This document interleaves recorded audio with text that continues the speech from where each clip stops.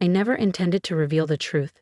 For years, I let them believe I was drifting, unambitious, underachieving, stuck in some dead-end job. But life has its own timing, and sometimes it picks the most ironic moment to speak the loudest. The annual Whitaker family barbecue was in full swing, drenched in early autumn sun and the scent of mesquite smoke and superiority. We were gathered at my parents' ranch-style home just outside Tulsa, freshly mowed lawn, string lights over the patio, and the usual lineup of folding chairs filled with relatives who always had something to say. "Oh, look, it's Delaney," my mother called out, her voice coated in passive disappointment. I walked in carrying a bowl of roasted veggie couscous, already bracing for the judgment. "You still doing that receptionist thing, honey?" she asked, her pearl earrings catching the light. "Executive coordinator," I replied evenly. "At Valiant Group." I wore jeans and a plain blue top, understated, comfortable. At 34, I'd perfected the art of invisibility. My cousin Brooke glided past, high heels clicking, her freshly curled hair bouncing with every step. "I just got back from the Velon NYC pitch," she declared, flashing her VP of Sales badge like a trophy. Their CEO loved my numbers. I almost laughed. She had no idea she was bragging about impressing me. 3 years earlier, I'd quietly acquired majority ownership of Valiant Group through a carefully structured investment deal. The CEO she referred to, Marcus Lynn, reported directly to me. But no one in my family knew that. They still thought I was struggling, floundering, stuck. And I let them think that. No pressure, no expectations, no awkward requests for money or favors. "Delaney," Aunt Ruth slurred, swaying slightly as she approached with a third glass of sangria, "you ever think about going back to school? Get out of that phone answering rut?" I had 2 MBAs and a doctorate in organizational leadership. But I just smiled. "Maybe someday," I said, sipping my sparkling water, already planning Monday's board meeting, one where Brooke would present again, this time to me. Quiet power, it tastes sweeter than any barbecue sauce. "I'm comfortable where I am, Aunt Ruth," I said evenly. "That's your problem," my father chimed in, balancing a burger on a paper plate. "No ambition. Your sister's already making 6 figures and you're still filing papers." I took a slow breath. "I made 8 figures last year, Dad." Brooke beamed under the attention. "Actually, we've got a huge company meeting next week. The CEO is finally showing up in person. Everyone's buzzing." Yes, they were, because I had finally decided it was time to step out of the shadows at Valiant Group. Under my leadership, the company had doubled its global reach. Until now, I'd led from behind the curtain, using proxies and private channels, but the time had come for a more visible role. "Will you even get to see the CEO, Delaney?" my mother asked sweetly, lacing her tone with doubt. "I mean, from your little cubicle?" Before I could reply, a sleek black Tesla pulled into the driveway.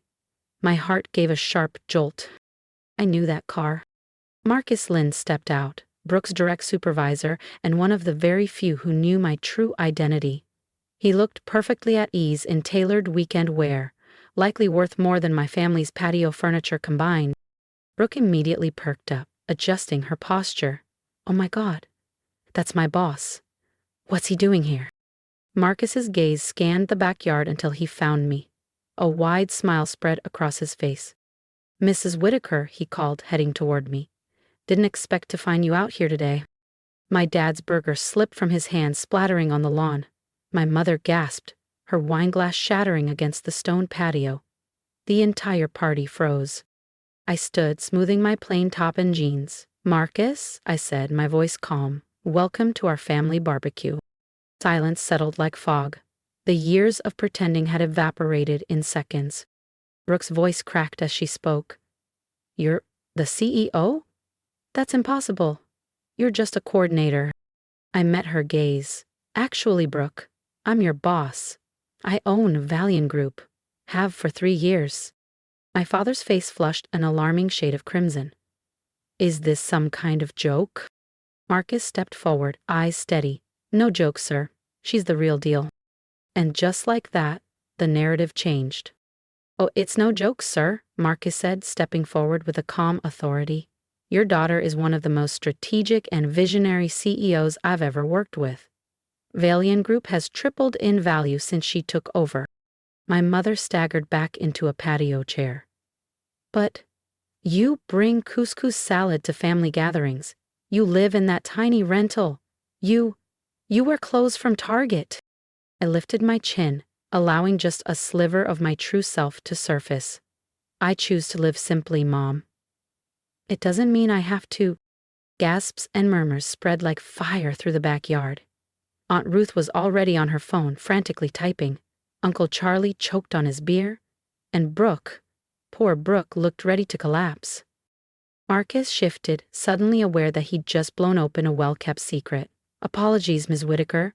I saw the address in Valian's legacy files. I thought I'd stop by to discuss the Morgan acquisition in person.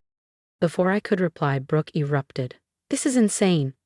I've spent 3 years busting my ass at that company, clawing my way up, while you sat there watching me fail. Judging me? I met her glare with a steady look.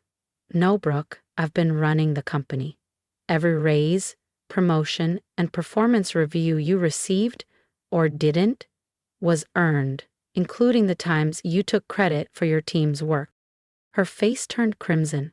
Everyone knew Brooke had a habit of stealing credit. She'd been doing it since we were kids. You're lying, Dad barked, his voice thick with denial. Delaney, she can't even pick paint colors without asking her mother. I swallowed the familiar sting and straightened. Would you like to see my tax returns, Dad? Or Valian's board filings? I'm sure Aunt Ruth has already pulled up 6 press releases. Sure enough, Aunt Ruth's jaw dropped. Valian Group. Valued at over $700 million, 0 cents. My mother finally found her voice. But why? Why pretend to be less? I looked at them, all the people who had spent years dismissing me, because if I had told you, would you have believed me? Their silence was answer enough. If you've ever been underestimated by the people closest to you, hit subscribe, because in the next chapter, Delaney's quiet power is about to turn the whole family legacy upside down. Marcus shifted awkwardly, clearly aware he was witnessing something far more intimate than a boardroom confrontation. Perhaps I should come back another time. No, I said firmly, stay. We might as well get it all out now. I turned back to the family, whose silence now screamed louder than their past jabs ever had. I kept my success private because I wanted to grow on my own terms, without managing your expectations, demands, or opinions.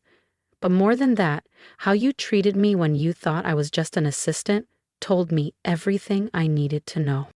Brooke's husband, Darren, who had been quietly observing from behind the grill, suddenly spoke. Wait, if you're that Whitaker, that means— Yes, I confirmed, meeting his gaze. I'm the one who denied your request for a dedicated office last quarter. Balion doesn't allocate corner suites to mid-level managers. A ripple of laughter spread through the backyard. Brooke's face drained of color. I assume this Morgan acquisition is about the merger rumors? My Uncle Charlie, a retired attorney, asked. I nodded politely. That's confidential corporate information. Then I turned to Brooke. And that raise you've been bragging about? Not happening. You can't just do that, she snapped. That's discrimination. Brooke, I can. Your last 3 campaigns were over budget. Your team has the highest turnover in the division, and your original pitch last month mirrored our competitor's ad from 2021, almost word for word. He shrank under the weight of it. I may be your sister, I added, but at Valion I'm your CEO, and unlike this family, we reward merit, not favoritism. My mother dropped into a chair, fanning herself like she might faint. All this time, the things we said. Yes, I said, cutting her off. The judgment, the snide remarks, the kids' table, the looks, I remember all of it. I stood taller in my simple Target dress, and I rose anyway. The silence was absolute, stunned, regretful, raw. Then Marcus cleared his throat. For what it's worth, your daughter has built one of the most admired companies in our industry. Our retention rates are top tier, our profit margins are unmatched, and our leadership model is studied at Stanford and Wharton. Speaking of business, I said, reaching into my minimalist leather tote and pulling out an envelope, I have something for you, Dad. His fingers shook slightly as he unfolded the document inside. A property deed, specifically for the very backyard we stood in. The place where I'd been dismissed, sidelined, and underestimated for years. The mortgage you've been struggling with? I said softly. It's paid off. He stared at the paper like it might catch fire in his hands. Consider it repayment, I continued, for all the investments you didn't make in me. Aunt Ruth choked on her sangria. Uncle Charlie fumbled his phone, sending it skittering across the patio. Brooke looked like she'd finally lost consciousness, if only briefly. I turned to Marcus and let my voice shift, confident, crisp, corporate. Now, about the Morgan acquisition. Shall we discuss it over dinner? I know a place, no family ownership involved. As we walked toward his Tesla, silence trailed behind us like smoke. Then, from the patio, my mother's fragile voice called out, "But what about the barbecue?" I looked back one last time. Paper plates abandoned, potato salad untouched. Frozen expressions, mid-realization. I think we're done here, I said. I've got a company to run. Oh, and Brooke, I added just loud enough, don't be late for Monday's meeting. We're announcing some restructuring.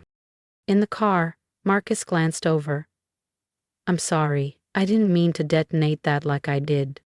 I laughed, really laughed, deep from the chest. Don't apologize, I said. Some truths need explosions. Will you be okay? I looked out the window, watching the house recede into the dusk. Years of quiet, of diminishing. Now? I've never been better. The next week, I walked into Valian's downtown headquarters, not in my quiet blouse and jeans, but a tailored charcoal suit that made people turn. Madison. Brooke stood outside my office, her badge already updated for her transfer to a smaller satellite location. Sometimes leadership meant tough calls. Sometimes it meant justice. I took my seat, glanced at the old family photo in my drawer, a younger me, smiling softly at the edge. And I smiled again, because I wasn't on the sidelines anymore. I stared at the old family photo one last time. Me, age 22, already learning to shrink myself to become background noise in my own story. I slipped the photo out of the frame and fed it to the shredder. Then I opened my laptop and got to work. Running executive strategy meetings, approving international contracts, finalizing our next acquisition. The secretary I'd pretended to be was gone. The CEO I'd always been had a company to lead. Somewhere across Tulsa, my family was still piecing together their rewritten reality. The disappointment they pitied had become the powerhouse they never saw coming. But I didn't need their applause. I'd stopped chasing it the day I bought my first firm. They were only catching up now. Success, I'd learned, doesn't need an audience. It needs conviction. And, sometimes, a barbecue bombshell. In the weeks after, my phone buzzed nonstop. Cousins I hadn't spoken to in years rediscovered our close bond. Aunt Ruth called with a pitch for her son's eco-lawn care startup. Uncle Charlie wanted to glance over our corporate contracts. Even Mom's bridge friends started showing up at Valiant's front desk, claiming to be lifelong family friends. I instructed security to turn them all away. The most bizarre transformation came from my parents. My mother started popping in with homemade lunches, trying to erase decades with turkey on rye and forced sentimentality. I just don't understand why you couldn't tell us, she whispered one day, rearranging framed photos she brought from my office. I threw them away as soon as she left. Remember my college graduation? I'd asked. When Brooke got a car for making Dean's List and I got a lecture for wasting time on finance classes instead of finding a husband. She turned red. We just wanted what was best for you. No, I corrected gently. You wanted what looked best to everyone else. Dad had a different tactic, mailing me clippings about Valiant, every article circled, each note signed, my daughter did this, that's my girl. the same daughter he once called directionless. Brooke's situation was trickier. After her reassignment, she filed a formal complaint. Familial bias, she claimed. HR, unaware of our connection, launched a full investigation. Results weren't what she expected. Because Merritt always tells the truth. Taking credit for her team's work, manipulating timesheets, and using company funds for personal projects. The findings were serious enough that rather than fire her outright, I gave her a choice: resign with a clean reference, or face a very public termination and a permanent stain on her record. She showed up the next morning with red eyes and a shaky voice. "You're ruining my life," Brooke snapped, mascara streaking down her face. "After everything I've done for this company?" I stayed calm. "You mean the Johnson campaign your assistant designed while you took the credit? Or maybe the expense reports you doctored to cover your personal spa visits? That's standard practice." "No, Brooke, that's fraud." I slid a folder across the desk. "Here's your resignation. I've already signed a reference letter stating you left voluntarily. It's more than you deserve. But despite everything, you're still my sister." Her hands trembled as she grabbed the folder. "You think you're perfect now, don't you? The big boss, finally better than the rest of us?" "No," I said softly. "I think I'm finally done letting this family decide what I'm worth." Later that evening, I received a barrage of texts from my parents, demanding I fix things with Brooke. I replied with screenshots from the investigation and a single message: "Would you prefer I press charges?" The silence that followed was deafening. But change rippled outward. I restructured the entire marketing department, elevated overlooked talent, and implemented a new performance review system. Valiant didn't grow through nepotism, and it never would. 6 months later, I walked into Thanksgiving at my parents' house. This time, I arrived in my own Tesla, dressed not to blend in, but to reflect who I really was. The shift in the room was almost comical. Relatives who once overlooked me now clung to every word. Aunt Ruth gushed to guests about her CEO niece. Uncle Charlie had laminated a Wall Street Journal article about Velan for the mantle. Brooke wasn't there. I had heard she was doing well at a smaller firm. Finally, relying on merit, not bloodlines. At dinner, my mother raised her glass. To Delaney, who reminded us that success doesn't always look how we expect it to. I lifted mine in return, and to authenticity, which matters more than appearances. Later, as I left, my father stopped me. His voice was quiet, uncertain. I was wrong. About everything. I nodded. I accepted his words. But forgiveness takes time. That Monday, as my assistant buzzed in, "Your mom's here with lunch," I smiled. "Tell her I'm in a meeting." In the window's reflection, I saw not the girl they underestimated, but the woman I'd become. No longer hiding. Just me. Unapologetically. On my desk sat a new photo. Not of family, but of my executive team, taken at our last charity event. These were the people who saw me for who I really was. If you've ever been underestimated, overlooked, or told you weren't enough, I see you. Drop a comment and tell me where you're watching from, or share your own story. I read them, and trust me, it matters. Hit subscribe if you believe that quiet strength deserves a spotlight. And here's my advice. Never shrink to fit someone else's comfort zone. Your worth isn't up for debate, and your success doesn't need permission. Build quietly if you must, but build anyway. Because one day, they'll stop seeing who they thought you were and start recognizing who you've become. That moment, it's everything.